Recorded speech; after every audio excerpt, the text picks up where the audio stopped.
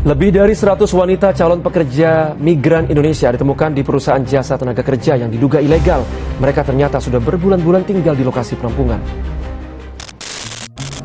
Perempuan pekerja migran Indonesia merupakan kelompok yang rentan terhadap eksploitasi dan labor trafficking.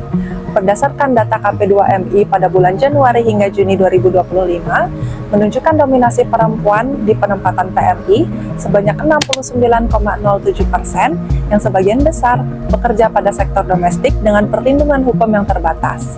Kerentanan ini tercermin dalam 172 pengaduan di PMI pada bulan Juni 2025 yang didominasi dengan kasus penahanan upah, penyitaan dokumen, kerja paksa hingga kekerasan, terutama di Malaysia yang mencatat sekitar 92,9% kasus trafficking terhadap pekerja domestik perempuan.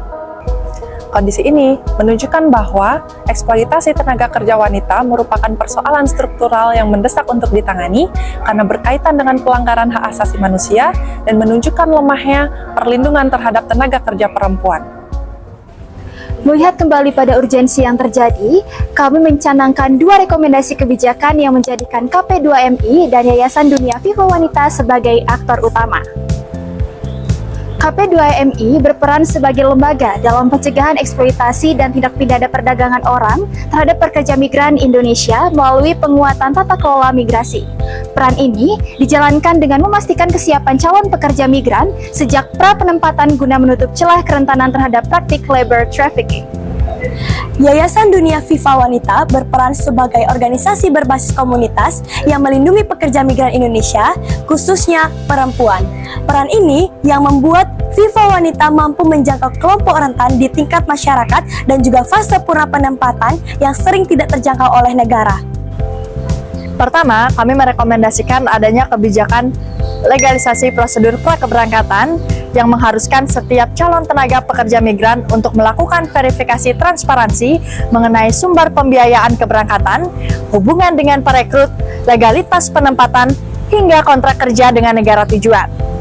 Proses akan dilakukan melalui layanan terpadu satu atap PMI di masing-masing wilayah dengan prosedur terstruktur melalui proses wawancara hingga pengecekan dokumen. Proses yang menunjukkan adanya pola perekrutan non-prosedural akan mengalami pembekuan sementara untuk melakukan pendampingan konseling dan KP2MI akan melakukan investigasi terhadap lembaga perekrut. Implementasi kebijakan akan menghasilkan dampak secara domino yang memungkinkan terdeteksinya lembaga perekrutan ilegal sebagai akar dari permasalahan. Kedua, kami merekomendasikan Empowerment-Based System for Women Migrants in Indonesia, yaitu sistem pemberdayaan bagi calon pekerja migran perempuan yang dikembangkan oleh Viva Wanita berkolaborasi dengan KP2MI sebagai upaya penguatan perlindungan sejak tahap pra-keberangkatan. Program ini dikembangkan melalui jejaring komunitas dan kemitraan kelembagaan dengan Viva Wanita berperan sebagai pusat kurikulum, advokasi, dan pelatihan inti.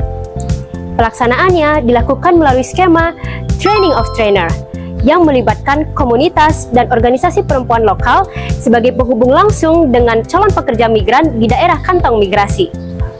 Lebih dari sekedar edukasi, rekomendasi kebijakan ini menjadi fondasi perlindungan preventif yang berbasis komunitas yang menekankan pada kerentanan pekerja migran perempuan, mendorong migrasi yang aman dan juga bermartabat, serta memperkuat tata kelola perlindungan negara yang inklusif dan juga berbasis hak asasi manusia. Yayasan Dunia Wanita memadaikan disponsori Said.